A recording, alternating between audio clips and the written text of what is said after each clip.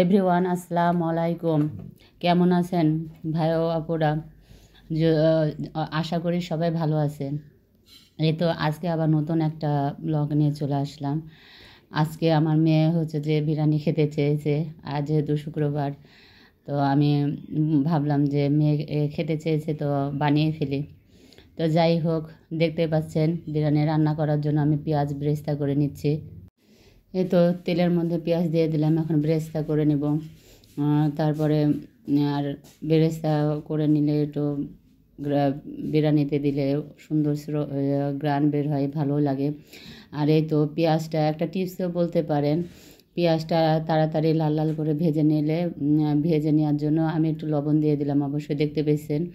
এই তো আমার পেঁয়াজ বেরেস্তা হয়ে গেছে, আমি অর্ধেক তুলে রেখেছি আর অল্প কিছু পেঁয়াজ রেখে দিয়েছি। ওর মধ্যে আমি আলুগুলো ভেজে নিচ্ছি। এই তো স্বাদ মতো লবণ দিয়ে দিচ্ছি।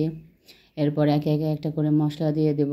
আদা বাটা, রসুন বাটা একসঙ্গে আমি বেটে নিয়েছি যেহেতু, ওই জন্য আমি ওটাও দিয়ে দিচ্ছি। আর এই যে গোটা গোলমরিচ, গোটা আস্ত মশলা, গরম মশলাগুলো দিয়ে দিলাম। এই তো আদা বাটা, রসুন বাটা আমি 2 চামচ দিয়ে দিলাম, যেহেতু 1 কেজি চাউল 1 কেজি মাংস, এই জন্য।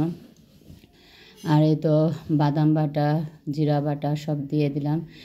প্যাকেট মশলা দিয়ে তো রান্না করবোই, তারপরে যদি একটু মশলা না দিই তাহলে বিরিয়ানিটা অত মজা লাগে না আমার কাছে।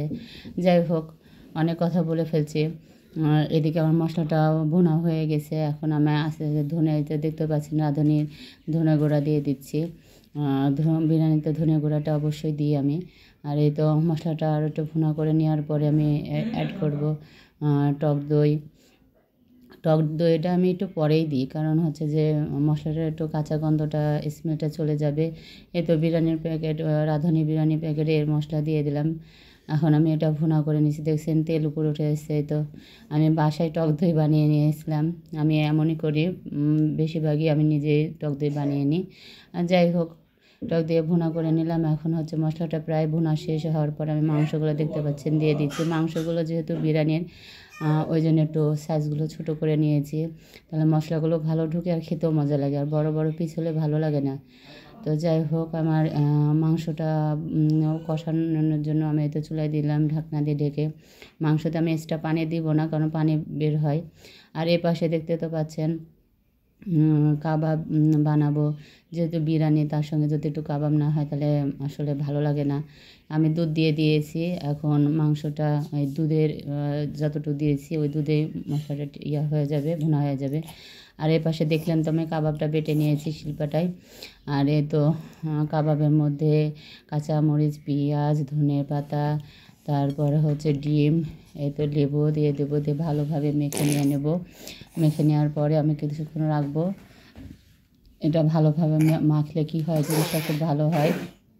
অনেকে ব্লেন্ডারে ব্লেন্ড করেন, তো আমি ব্লেন্ডারে ব্লেন্ড করি না, কারণ পাটা পুতায় করলে একটু বেশি মজা হয়। আর এই তো দেখতেই পাচ্ছেন 2 পিস আমি হচ্ছে যে পাউরুটি দিয়ে দিলাম, তাহলে বাইন্ডিংটা ভালো হয়।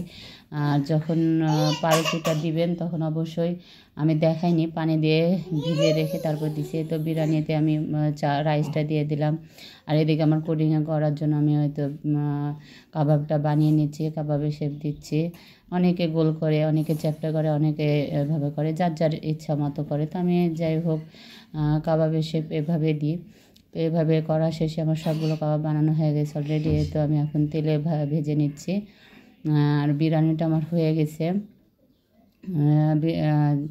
তো আমার প্রায় ভাজা শেষ, এখন আমার মেয়েকেও খাবার খেতে দিব। যাই হোক, আমার এরকম লুক এসেছে। আল্লাহ হাফেজ, ভালো থাকবেন।